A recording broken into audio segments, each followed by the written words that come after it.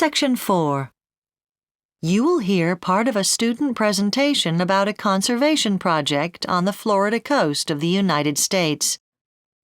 First, you have some time to look at questions 31 to 40 on page 7.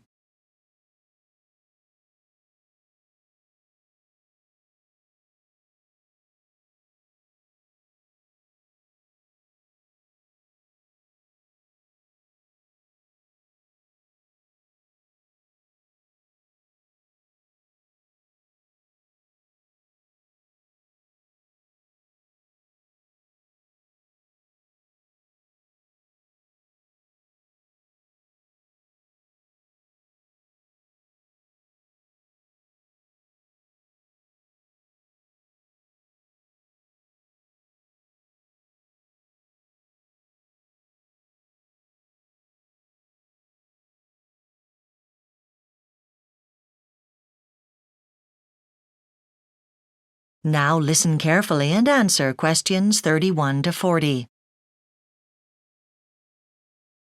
Today I'm going to be talking about the first year of a regeneration project in a mangrove forest.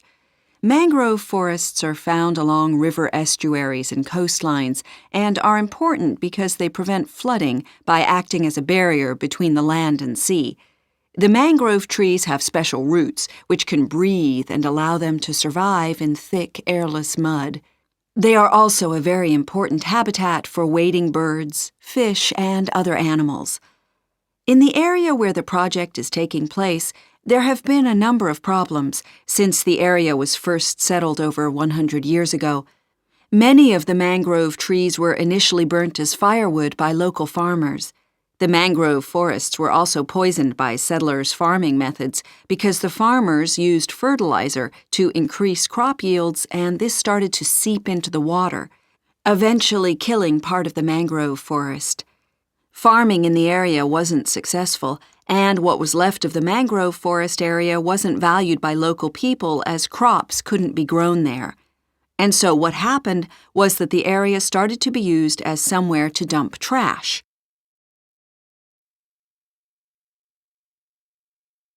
Action was urgently needed to protect the mangrove forest and prevent flooding, and so the Mangrove Regeneration Project was set up. The conservationists involved decided to construct a sand barrier around the forests. But unfortunately, this proved to be ineffective. The only way forward appeared to be to grow new mangroves from seed. Several species of mangrove inhabit the forests in this area of the United States, but it is the gray mangroves that we are concerned with here.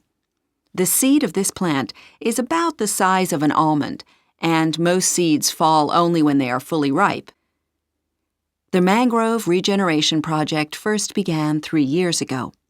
The first set of seedlings was planted in small pots and left to germinate in a hothouse.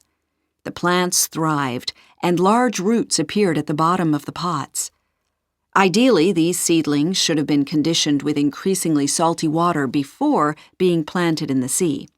They had, in fact, only been watered with rainwater. As the plants weren't used to a saline environment, it was decided to plant them out on the south side of a small island nearby. It was hoped that this would allow them to get used to salt water gradually, since this part of the island was flooded every day at high tide. There were over 100 plants planted in this particular spot, and it was necessary to protect them not from the large number of wading birds which visit the area looking for food, but from the large rabbit colony living in the area. The process for the second set of seedlings was completely different. Young seedlings were collected from the forests and then taken to a new site. The seedlings were then planted in the seabed behind old mangrove roots for protection. However, this method did not prove very successful, and the vast majority of these seedlings were washed away in a storm. Luckily, the first set of seedlings survived, and this method is the one which the project will continue to use in the future. Now, I'd like to describe in more detail the process. That is the end of Section 4. You now have half a minute to check your answers.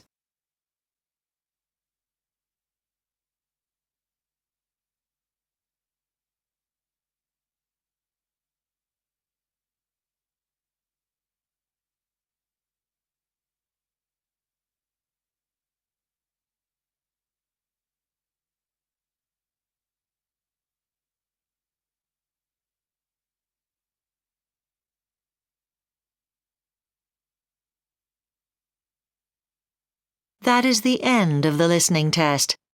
You now have 10 minutes to transfer your answers to the listening answer sheet.